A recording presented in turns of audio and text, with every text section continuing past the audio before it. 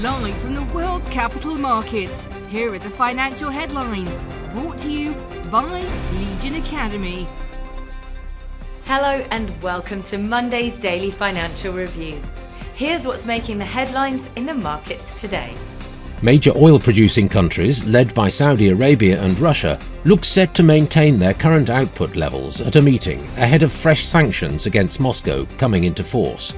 Inflation around the world is finally coming off the boil, but that's providing only some comfort to global central bankers who view price pressures as remaining far too intense. In the US, so-called core inflation, which excludes food and energy prices, rose a below forecast 0.2% in October from a month earlier. India's foreign exchange reserves during the week that ended on November the 25th rose by $2.8 million to $550.14 billion, the Reserve Bank of India data showed. This is the third consecutive week of rising reserves. The pound-dollar pair traded sideways in the last session.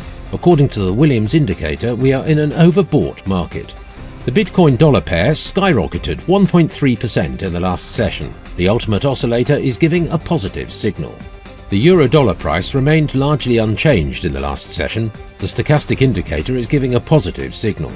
The oil-dollar pair fell 1.2% in the last session, after gaining as much as 1% during the session. The ultimate oscillator is giving a negative signal. The US ISM Services PMI will be released at 1500 hours GMT. The US factory orders at 1500 hours GMT. The Eurozone's Eurogroup meeting at 0000 hours GMT.